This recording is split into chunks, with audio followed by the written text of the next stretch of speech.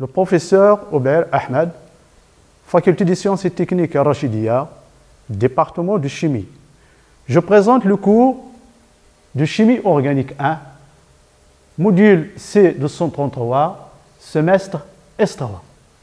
Ce cours est composé de généralité, chapitre 1, analyse élémentaire centésimale, chapitre 2, nomenclature des molécules organiques, chapitre 3, isomérie et stéréoisomérie, chapitre 4, effets électroniques. On passe maintenant aux généralités.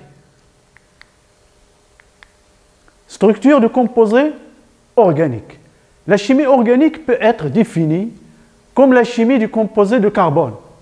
Il se différencie de la chimie minérale parce que la chimie organique, c'est une chimie vivante et la chimie minérale, c'est une chimie morte.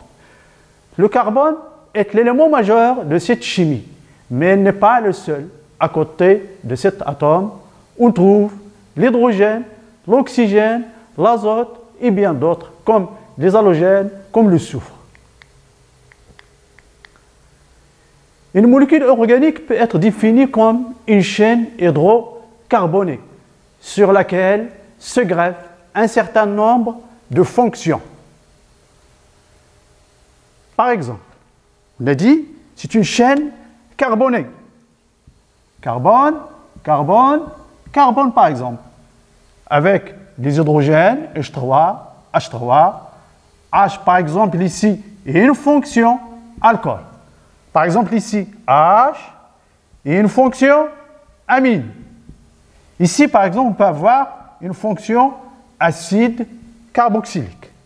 Donc, on a dit que une molécule organique peut être définie comme une chaîne hydrocarbonée, CH, sur laquelle se greffent un certain nombre de fonctions. Les atomes d'une molécule s'associent par des liaisons chimiques pour donner des structures organiques, formes géométriques plus stables. Donc on a dit que les atomes s'associent par des liaisons. Exemple, nous avons ici c'est H, H, H. Ce sont des liaisons. C'est une liaison sigma. Ici, c'est une liaison sigma. Mais ici, OH, une autre liaison. Et ainsi de suite. H, N, H2, C, double liaison, H. Donc, les atomes s'associent entre eux par des liaisons. On passe maintenant aux liaisons covalentes. Ces liaisons-là qui joignent les atomes s'appellent des liaisons covalentes. Ça veut dire la liaison covalente. La liaison covalente s'établit entre deux atomes qui peuvent compléter leur couche de valence, couche électronique externe, par la mise en commun des électrons. C'est-à-dire, chaque atome, il va céder un électron pour former la liaison covalente. Ce carbone, il va céder un électron, l'autre, il va céder un électron, ils vont former une liaison covalente entre eux. Exemple, le symbole de l'atome de carbone, c'est C612, c'est-à-dire il contient 6 électrons, 6 protons et 6 neutrons. Il possède 6 électrons qui se répartissent dans l'état fondamental sur les deux premières couches, suivant la formule électronique K2, L4. Comment ça? On a Z de carbone est égal à 6. Z de carbone est égal à 6 électrons qui se répartissent selon un S2, 2S2 et 2P2. 2S2, 2P. Donc ici, nous avons un seul orbital qui contient 2 électrons. Ici, nous avons orbital S et 3 orbitales pi. S ici contient 2 électrons, un électron et un électron. Bon, cette répartition électronique fait apparaître 4 électrons sur sa couche externe. 1, 2, 3, 4. Donc ici la couche K avec 2 électrons, la couche L avec 4 électrons. Et les 4 électrons là, nous avons sur la couche externe 4 électrons. Donc, qu'est-ce qu'il nous faut pour compléter la couche externe? Puisqu'on a dit, d'après la règle de l'octet, il faut 8 électrons sur la couche, à ne pas dépasser 8 électrons sur la couche externe.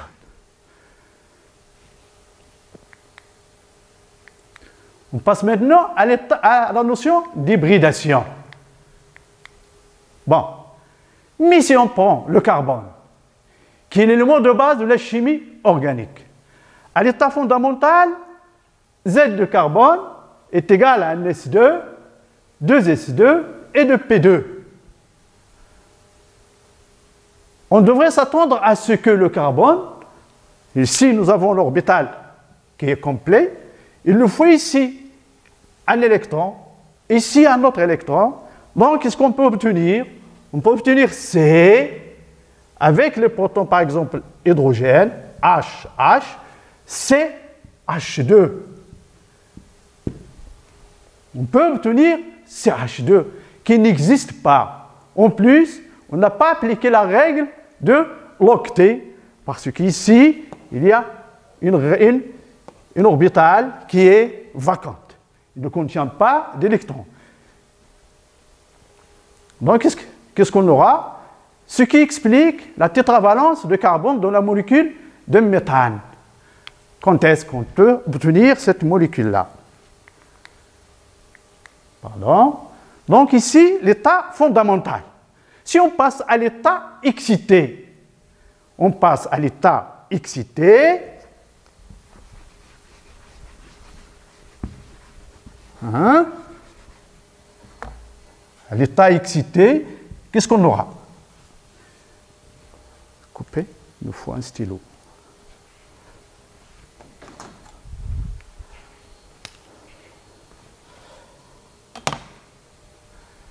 À l'état excité, donc nous avons ici l'état excité, qu'est-ce qu'on obtient?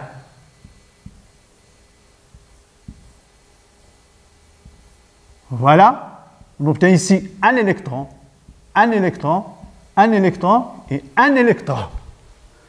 Donc, les 4 électrons, on obtient ici les 4 électrons célibataires.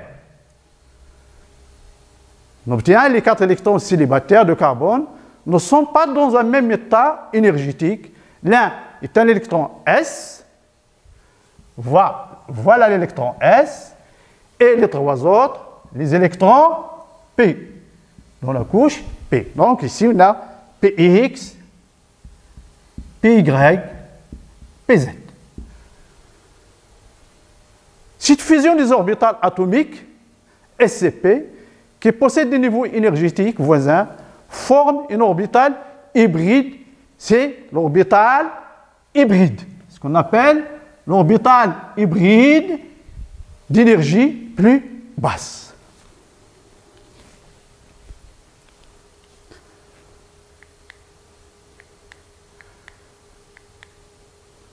Cette hybridation justifie la tétravalence, mais ne justifie ni la géométrie, c'est-à-dire l'orientation des orbitales atomiques de S, de Px, de Py et de Pz dans l'espace, ni l'identité de la liaison dont la distance est égale à 1,10 angstrom. Et on peut avoir 3 types d'hybridation. L'hybridation sp3, l'hybridation sp2 et l'hybridation sp. Donc, on a ici 4 orbitales. Pour la première figure, nous avons 4 orbitales. 4 orbitales identiques. C'est-à-dire on a la combinaison linéaire des 4 orbitales atomiques de S, de Px, de Py et de Pz. L'angle de valence est de 109 109 degrés 28. Exemple, on a ici le carbone C,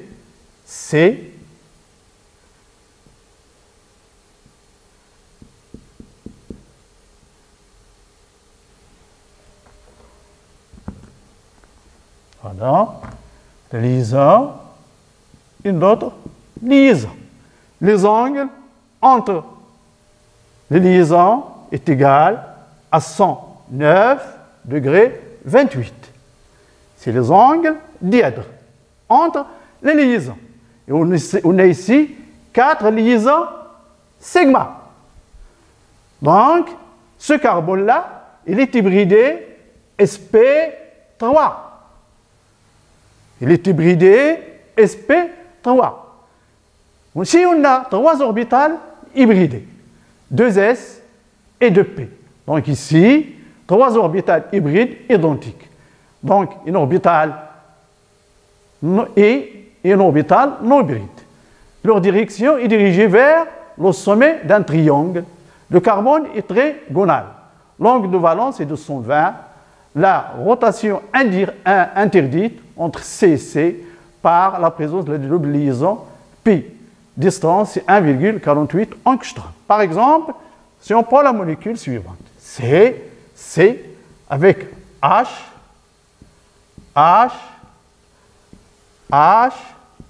et H. On a ici la liaison pi, la liaison sigma, et les autres sont les liaisons sigma. Et l'angle, c'est 120 degrés. L'angle, c'est 120 degrés. Et la nature d'hybridation des deux carbones-là, c'est sp2. sp2. Maintenant, on va voir l'hybridation sp. On a seulement l'hybridation de deux orbitales. Lorsqu'on dit l'hybridation, c'est-à-dire la combinaison. Et cette combinaison-là va donner une forme linéaire. L'angle de valence est de 180. La rotation interdite par la présence d'une triple liaison. Voyons par exemple la molécule suivante.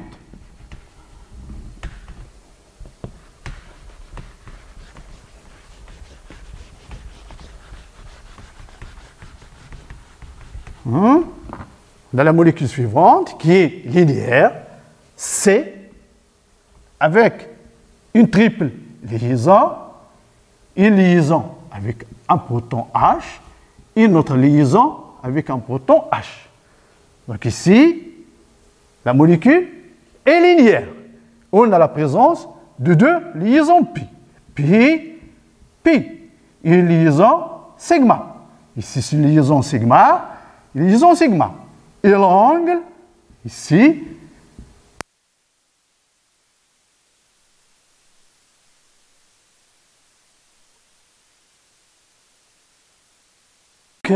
pour rendre compte de la structure géométrique d'une molécule, il faut faire appel à la notion d'hybridation des orbitales atomiques.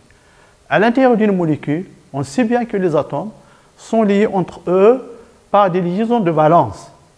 La valence d'un élément, c'est-à-dire d'un atome, est le nombre de liaisons que celui-ci peut former. Donc, exemple, on a le carbone est tétravalent. L'hydrogène et les halogènes sont monovalents. On dit le carbone est tétravalent, c'est-à-dire il va former 4 liaisons. Il lui faut 4 électrons pour compléter sa couche périphérique. Par contre, l'hydrogène et les halogènes sont monovalents, c'est-à-dire il lui manque un seul électron pour compléter leur couche périphérique, donc ils vont former seulement une seule liaison. L'oxygène et le soufre sont divalents, il leur manque 2 électrons, donc ils vont former 2 liaisons covalentes. L'azote est trivalent, il leur manque 3 électrons pour compléter leur couche périphérique. On prend par exemple le carbone. Le carbone est tétravalent. Z de carbone est égal à 6. Il lui faut 4 liaisons simples. Voilà. Ou bien une liaison double. Liaison puis et deux liaisons sigma, les voilà. Donc, une liaison double et deux liaisons sigma, ou bien deux liaisons sigma, ou une liaison sigma et une triple liaison. Si on voit par exemple l'oxygène, on a dit l'oxygène, il est divalent. Il lui faut deux liaisons. On a ici deux liaisons sigma. Une liaison double. Il peut former ici, soit pour l'azote, on a trois liaisons simples. Comme dans ce cas-là, il peut avoir une liaison double et une liaison simple, comme il peut avoir trois liaisons, ou bien trois liaisons, une liaison triple. L'hydrogène et les halogènes, ils ont seulement une simple liaison. Maintenant, on passe au chapitre numéro 1. Analyse élémentaire centésimale. On appelle l'analyse centésimale élémentaire la détermination du pourcentage des éléments présents dans une substance. Cette analyse peut être étudiée par une analyse qualitative, c'est-à-dire l'identification des éléments chimiques sans tenir compte de leur proportion. Et une analyse quantitative, c'est la quantité ou la concentration des éléments chimiques. Par exemple, nous avons un composé qui contient C, l'oxygène, l'hydrogène, par exemple, l'azote. On dit l'analyse élémentaire, l'identification. Quels sont les éléments qui contiennent notre composé, ce qu'on appelle l'identification des éléments chimiques, sans tenir compte de leur proportion. Et cette proportion-là doit être étudiée par, ou bien déterminée par les analyses quantitatives. Maintenant, on passe à l'analyse quantitative. En chimie, l'analyse quantitative est l'ensemble des méthodes qui permettent de déterminer la concentration, c'est-à-dire la quantité en pourcentage massique des différentes substances recherchées. Parmi ces méthodes d'analyse quantitative, on trouve l'analyse par combustion de Lebesgue et Gay-Lussac. Cette étude est basée sur la combustion de l'échantillon de masse connue M d'un composé organique. Nous avons un composé organique qui contient C, l'hydrogène, l'oxygène, l'azote. C'est un composé organique. Ce composé-là doit être oxydé à haute température en présence d'oxyde de cuivre. C'est l'agent oxydant. Donc, le composé organique COA, c'est qui contient le carbone, l'hydrogène, l'oxygène et le soufre, par exemple, sous l'action de l'oxydation, il va nous dégager le CO2, H2O, l'azote, le cuivre, bien sûr, à partir du CO et de l'oxygène. Et notre objectif là, c'est de déterminer la quantité de CO2, la quantité de H2O, la quantité de l'azote dégagée par la combustion de notre composé organique. Et pour déterminer ces quantités-là, nous avons un dispositif expérimental. Le dispositif expérimental, l'alimentation, nous avons un excès d'oxygène et l'échantillonneur, c'est-à-dire là, on va poser notre composé organique. Il y a un four là où se déroule la combustion et on a deux filtres. Le premier filtre, il contient le MgClO4 deux fois et le deuxième filtre, il est formé de CaOH2. Pourquoi ces deux filtres? À partir du premier filtre, MgClO4, il va capter le H2O qui est dégagé par la combustion de notre composé. alors que la quantité de CO2 dégagée doit être captée par le deuxième filtre qui contient le CaOH2. Et la différence de masse, bien sûr, les deux filtres, avant et après, on obtient la quantité de H2O et la quantité de CO2. Dès qu'on a obtenu ces quantités-là, CO2 et H2O, on revient au dispositif expérimental. Par contre, la quantité de l'azote doit être obtenue sous forme gazeuse. Vous voyez là, à la sortie du dispositif. Maintenant, on passe au calcul de la teneur de carbone et de l'hydrogène. On sait bien que le carbone il est venu à partir de la combustion de carbone. Donc C plus O2, ça donne CO2. Une mole de carbone correspond à une mole de CO2. Et on sait que la masse molaire de carbone, c'est 12 grammes par mole. Et la masse molaire de CO2, c'est 44. On a ici la somme des masses molaires. Le carbone, 12 grammes par mol. L'oxygène, c'est 16 fois 2. Donc, 32 plus 12, ça donne 44. Donc, 12 grammes de carbone correspond à 40 grammes de CO2. Et la masse de carbone qu'on cherche correspond à la masse de CO2 qu'on a captée d'après le dispositif. Donc, et d'après la règle de 3, on a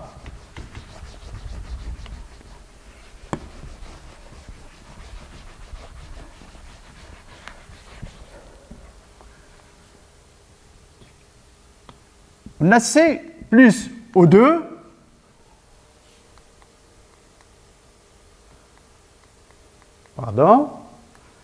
C plus O2, ça donne CO2. Donc, on a ici une mole de carbone correspond à une mole de CO2. La masse molaire de carbone est égale à 12. La masse molaire de CO2 est égale à 44. Maintenant, on cherche la masse de carbone qui est appliquée pour obtenir, ou bien la masse de carbone qu'on a utilisée pour avoir la combustion et la formation de la masse de CO2. La masse de CO2, elle est obtenue à partir de la différence qu'on a dit de filtre. On a obtenu par le filtre. Donc, qu'est-ce qu'il leur reste? On cherche MC. D'après la règle de 3, MC fois 44, qui est égal à 12 fois la masse de CO2 connue. Donc, MC est égal à 12 fois la masse de CO2 sur 44, qu'on peut avoir est égal à la masse molaire de carbone, c'est 12, fois la masse de CO2 sur la masse molaire de CO2 fois divisé par la masse molaire de CO2. Pardon. Voilà. Voilà donc la masse qu'on cherche. C'est la masse de carbone. Donc c'est une analyse quantitative. Maintenant, on veut déterminer la masse d'hydrogène. C'est la même chose. On a H2 plus une demi-mole de O2, ça donne H2O. Donc, une mole de H2O, de H2, correspond à une mole de H2O. Donc, on sait que une mole de H2, sa masse molaire, c'est 2 grammes. Correspond à 18 grammes de la masse molaire de H2O. Donc, on cherche la masse d'hydrogène qu'on a utilisée pour obtenir H2O. Donc, la masse H est égale à 2 sur 18 multiplié par la masse de H2O. C'est la même chose comme dans le cas de carbone. Maintenant, on passe à la teneur en azote. On a dit que à la purge ou bien à la sortie du dispositif expérimental, on obtient l'azote sous forme gaz. Une mole de N2 correspond à le volume molaire. Donc, la masse de l'azote, la masse molaire de l'azote, N2 est égale à 28. Parce que la masse de N, tout seul, la masse atomique, correspond à 14 grammes par mol. Donc, 28 grammes de N2 correspond à 22,4 litres. Ça veut dire ça. On sait bien que dans les conditions normales de température et de pression, une mole d'un gaz, elle occupe un volume de 22,4 litres. Donc, maintenant, il nous reste à chercher la masse de l'azote. Donc, la masse de l'azote, toujours d'après la règle de 3, est égale à 28 fois le volume molaire, le volume de l'azote dégagé sur 22,4. Qu'est-ce qu'il reste maintenant? Il nous reste à calculer la masse de l'oxygène.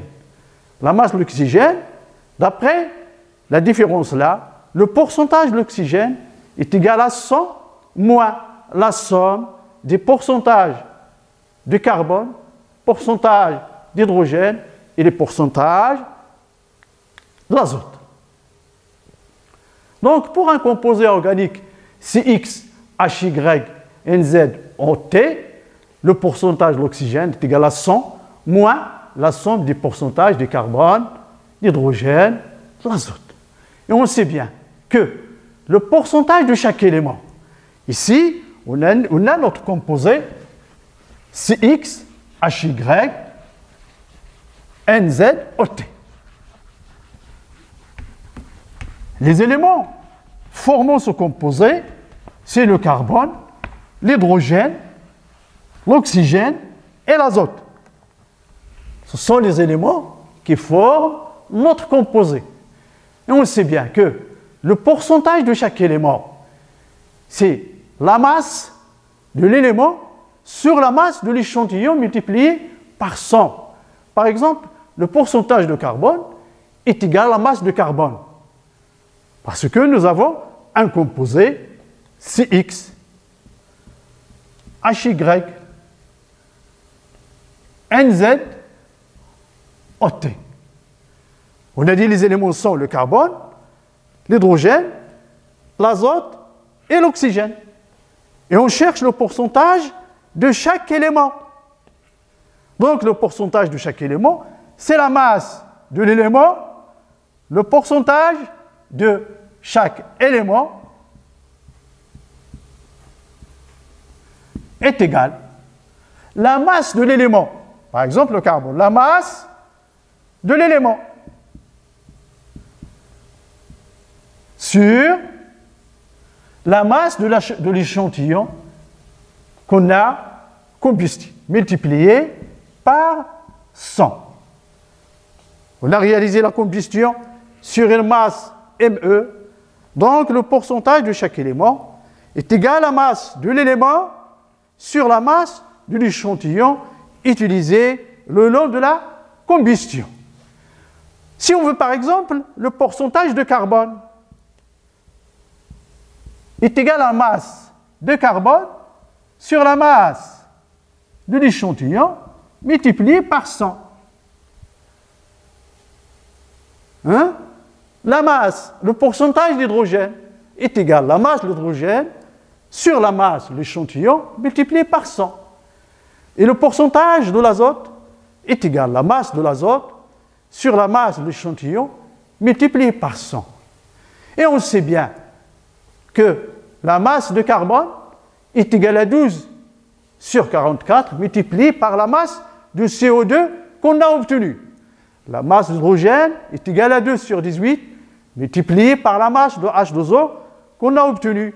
Et la masse de l'azote est égale à 28 multiplié par le volume de l'azote dégagé, le sur 22,4. Donc, on va remplacer la masse de carbone par, là ici par exemple, on va remplacer la masse de carbone là, et on obtient le pourcentage de carbone est égal à la masse de CO2 formée le long de la combustion sur la masse de l'échantillon qu'on a utilisé dans la combustion fois 12 sur 44 multiplié par 100. Avec 12, bien sûr, on a dit sur la masse molaire de carbone. Et 44, c'est la masse molaire de CO2. Et c'est la même chose pour l'hydrogène et pour l'azote. Donc, si la masse molaire de composés organiques est connue, on peut facilement déterminer sa formule moléculaire.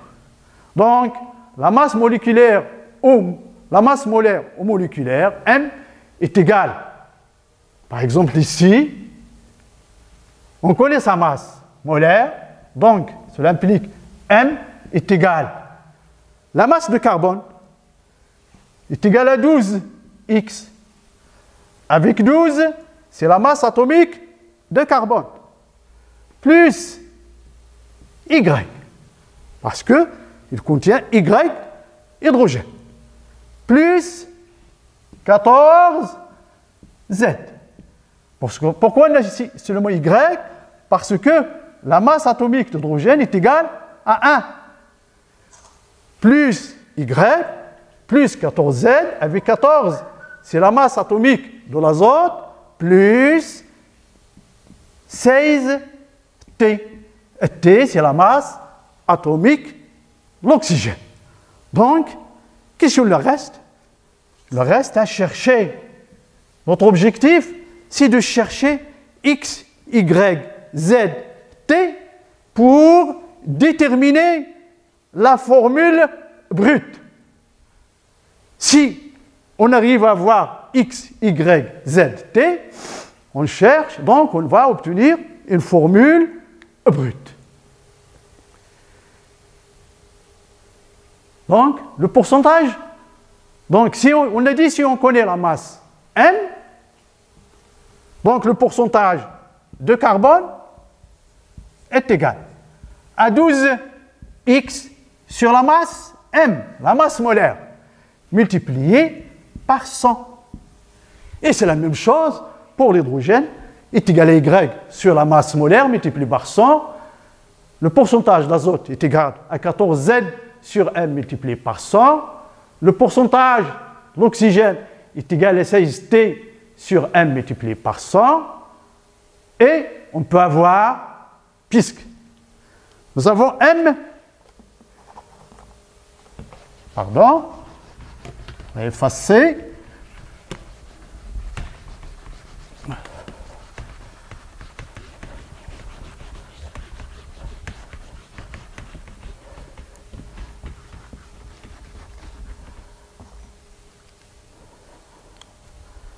Qu'est-ce qu'il y a? On a le pourcentage de carbone est égal à 12X sur la masse molaire de composé fois 100. Le pourcentage d'hydrogène est égal à Y sur la masse molaire du composé fois 100. Le pourcentage de l'azote est égal à 14Z sur M multiplié par 100. Le pourcentage d'oxygène est égal à 16T sur 1, multiplié par 100. On a ici, cela implique que M sur 100 est égal à 12x sur le pourcentage de carbone. C'est la même chose ici. M sur 100 est égal à Y sur le pourcentage d'hydrogène. Et M sur 100 est égal à 14 Z sur le pourcentage d'azote. M sur 100 est égal à 16 T sur le pourcentage d'oxygène. Donc, qu'est-ce qu'on va tirer? On va tirer ici que 12 X sur le pourcentage de carbone est égal à Y sur le pourcentage d'hydrogène est égal à 14 Z sur le pourcentage de l'azote, pourcentage de l'azote est égal à 16 T sur le pourcentage d'oxygène. Donc, c'est une autre formule de telle manière à déterminer X, Y, Z, T. Et à partir d'égalité, donc, on déduit à partir de ce qui est égal, tout cela est égal à M sur 100. Notre objectif, c'est de déterminer X, Y, Z, T. Le X, Y, Z et T, ce sont des éléments naturels, des éléments entiers naturels, c'est-à-dire ils ne prennent pas de virgule ni de négation. C'est-à-dire on ne peut pas avoir un nombre négatif. Par exemple, le moins 1 ne peut pas avoir un nombre négatif, ni un nombre qui contient une virgule. Par exemple, 1 virgule quelque chose. Non. Il faut avoir des entiers naturels. Et à partir de l'égalité du pourcentage des éléments, on sait que le pourcentage de carbone, on a dit, est égal à MC sur la masse de l'échantillon multiplié par 100. Et le pourcentage de carbone, toujours, est égal à 2x sur la masse molaire M multiplié par 100, ainsi que l'hydrogène, l'azote et l'oxygène. Et à partir de ces pourcentages, on déduit la relation suivante. Le pourcentage, c'est-à-dire 12x sur M, est égal à Y sur la masse d'hydrogène, est égal à 14Z sur la masse de l'azote, est égal à 16T sur la masse de l'oxygène, est égal à la masse molaire sur la masse de l'échantillon, d'où on déduit toujours X, Y, Z et T, qui sont des éléments élémentaires. Donc, si la masse moléculaire de composés organiques est connue, on peut facilement déterminer sa formule moléculaire. La masse moléculaire M est égale à 12X plus Y plus 14Z plus 16T. Et si la masse moléculaire est inconnue, on peut établir à partir des pourcentages une formule globale qui s'appelle formule empirique ou bien la formule expérimentale qui est un multiple de la formule retenue. C'est X, HY, NZ, OT, N. Avec N, c'est peut être un entier 1, 2, 3. Exemple. Détermination. Ici, on veut déterminer la formule brute d'un composé. Exemple, soit un composé qui s'appelle le thymol. On voit sa forme, voilà sa forme géométrique, ou bien ça la forme de thymol. Le thymol là, il contient un certain nombre de carbone, d'hydrogène,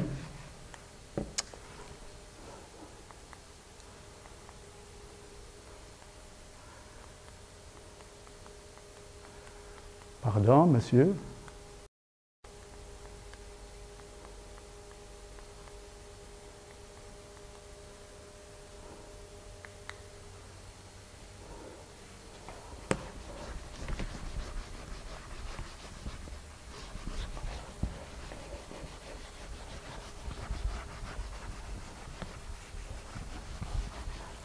On va dessiner le thymol. Le thymol. Voilà. Un.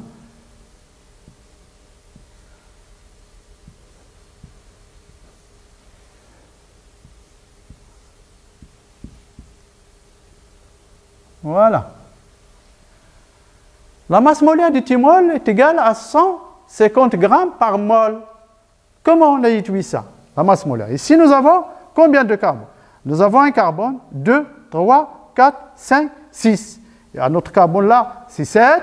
À notre carbone là, 8, 9, 10.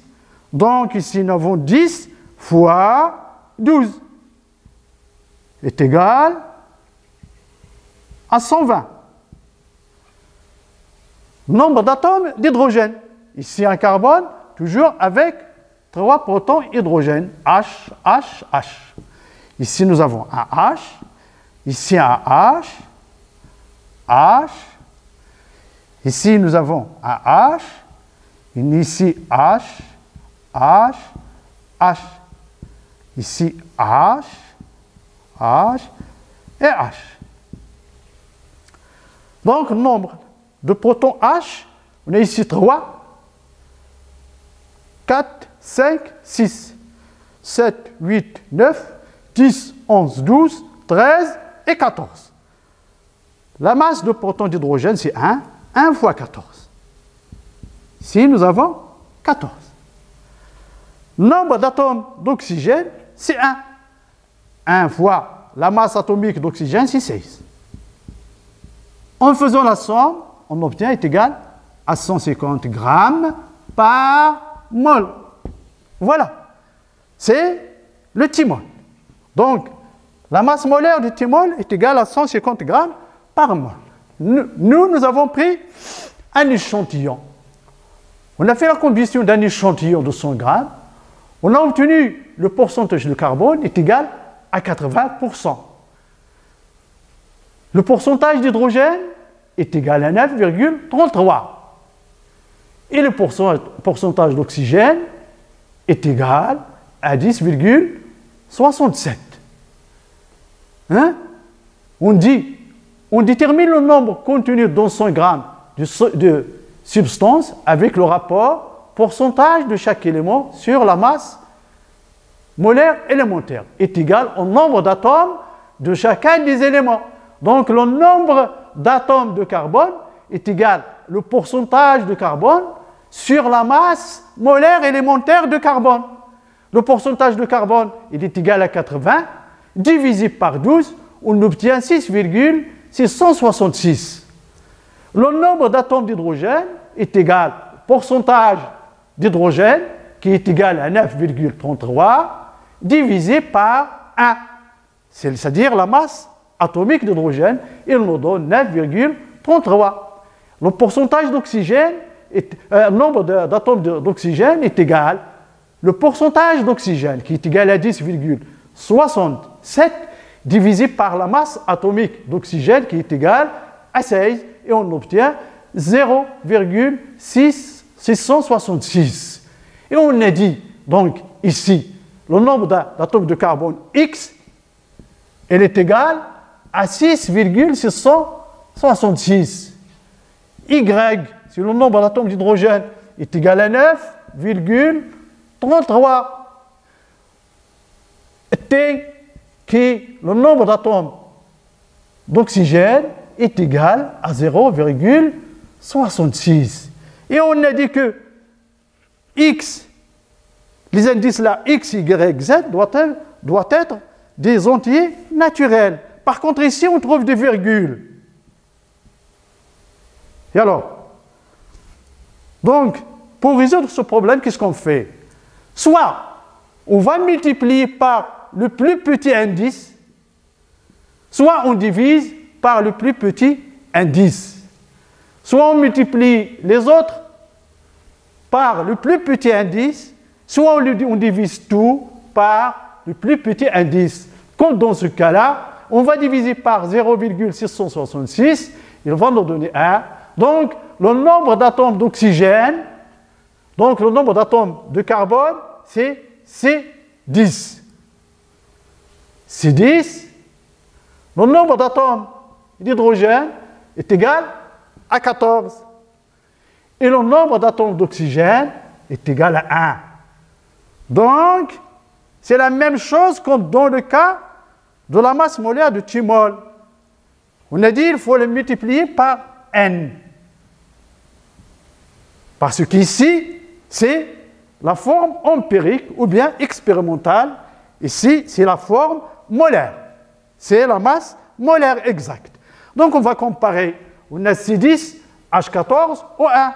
C'est la même chose ici que C10, la voilà, H14, la voilà, et au 1. Donc ici, notre N est égal à 1. Donc la forme empirique, elle est équivalente à la forme expérimentale. Donc à ce moment-là, on a dit qu'on a déterminé la masse molaire de notre composé. Et on peut aussi déterminer la masse molaire par d'autres méthodes. Autre méthode, détermination de la masse molaire, par la méthode chiroscopique. La méthode chiroscopique, c'est-à-dire que dans une solution diluée, c'est-à-dire un composé organique plus un solvant, le point de congélation T est légèrement plus bas que celui du solvant pour T0, température T0. La relation entre l'abaissement et la molalité est la suivante. Delta T, qui est égal à T0, moins T est égal à Km, où K est une constante propre du solvant. C'est une constante cryoscopique, et M, c'est la molalité. La molalité, c'est le nombre de moles de composé par kilogramme de solvant. M, la molalité, c'est le nombre de moles de composé sur la masse du solvant. Avec N de composé, c'est la masse de composé sur la masse molaire de composé, le tout fois la masse de solvant. D'où delta T est égal à K, la masse de composé sur la masse molaire de composé fois la masse de solvant. C'est la loi de Raoult.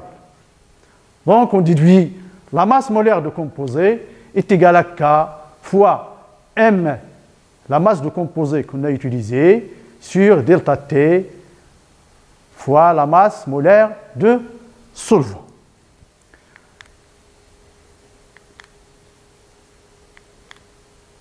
L'autre méthode, c'est mesure de la densité gazeuse.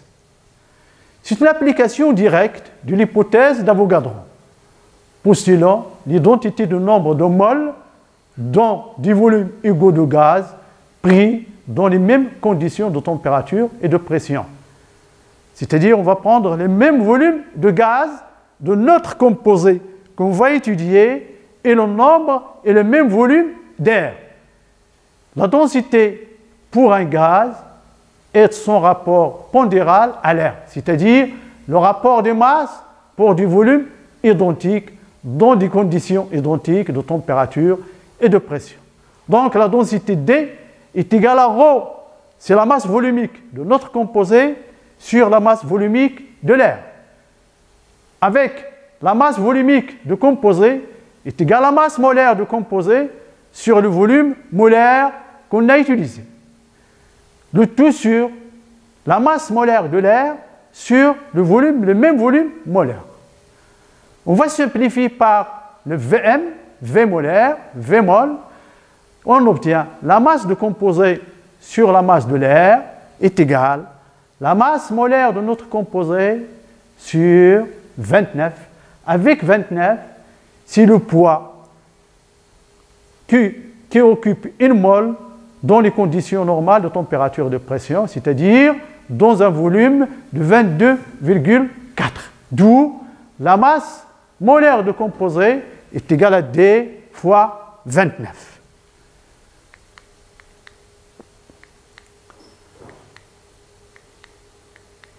On passe maintenant au calcul de degré d'insaturation. Le degré d'insaturation noté DI fournit des informations sur la structure d'une molécule organique de formule brute CX HY en OZNT. Le degré ou le nombre d'insaturation d'une molécule est le nombre de cycles et de liaisons multiples qu'il comporte. C'est-à-dire, nous avons notre composé CX HY OZNT.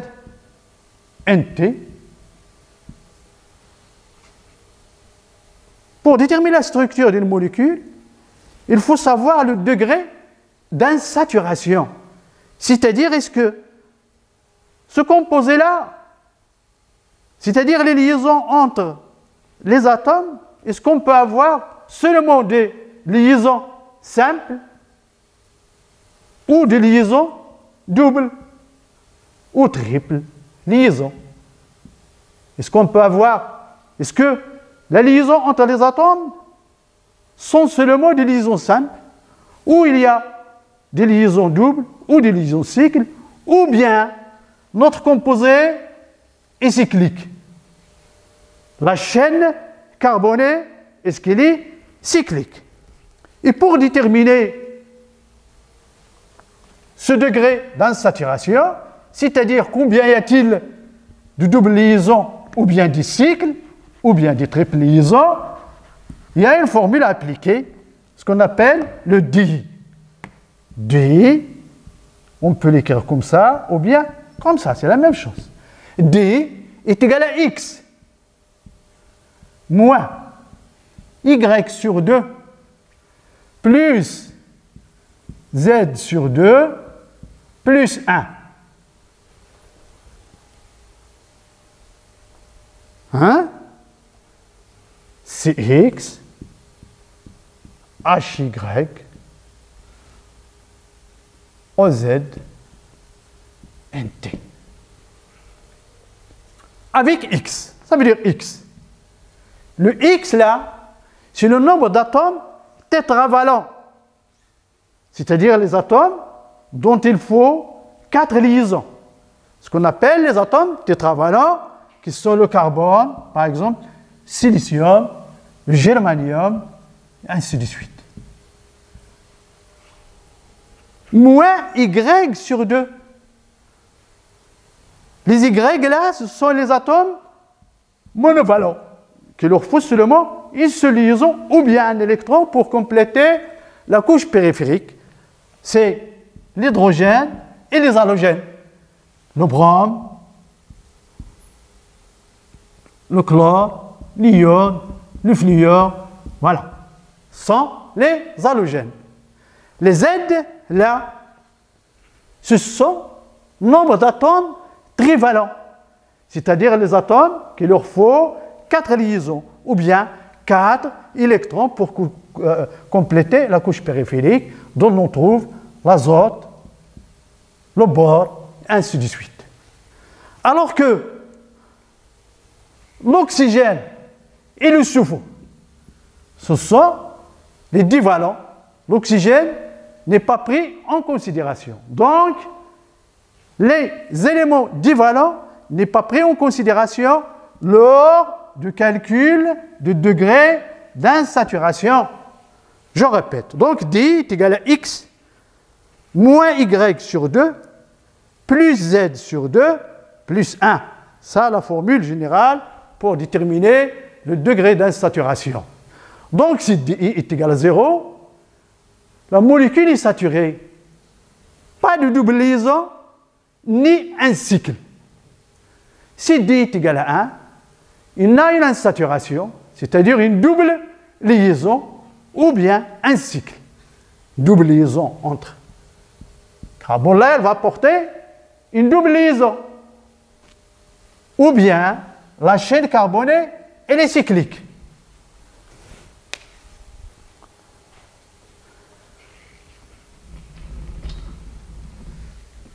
Si DI est égal à 2, c'est-à-dire deux insaturations, une liaison triple, une liaison double, ou bien du cycle. Si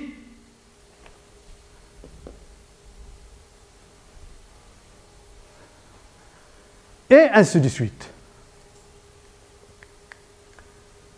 Exemple, on va prendre un exemple.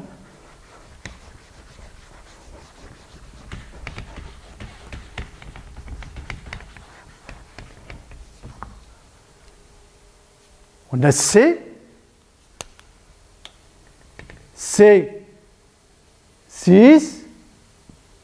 H11, I, O, N2. On a le degré d'insaturation D est égal. X, ici, il est égal à 6. 6 atomes tétravalents.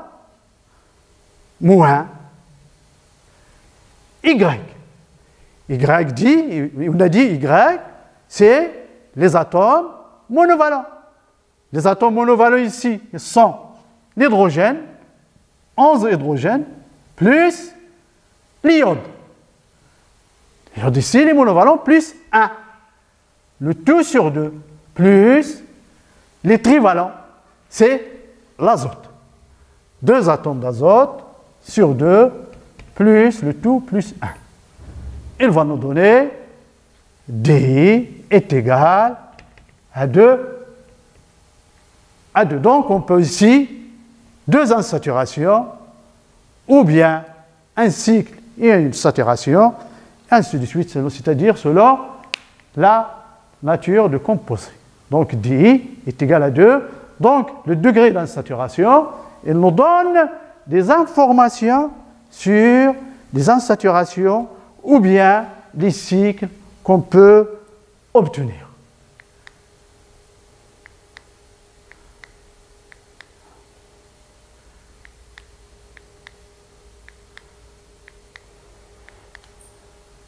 Exemple, notre exemple. Pardon.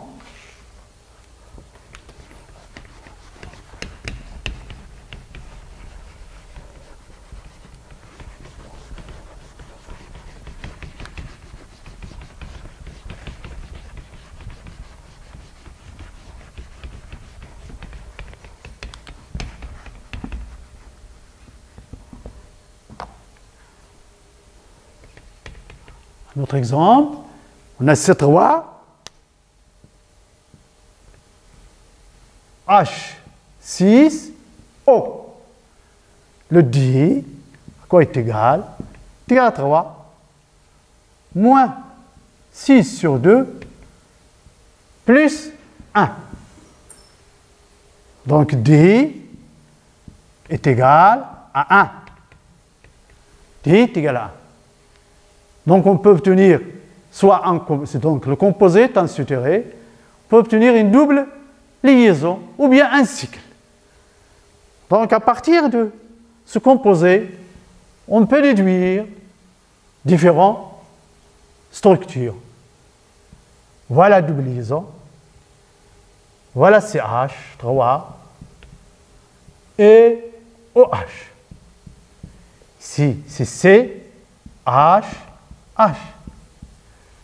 On a ici un carbone. Là, le carbone est tétravalent. 1, 2, 3, 4. L'hydrogène, il est monovalent, c'est le moins une seule liaison. L'oxygène, il est divalent, 2 liaisons. 1, 2. Le carbone est tétravalent, donc on a ici CH3, CH2. Donc ici, nous avons une liaison pi. On a DI est égal à 1. Donc on a seulement une seule liaison pi. Donc on peut, ou bien on peut obtenir sous la forme d'un cycle. forme d'un cycle.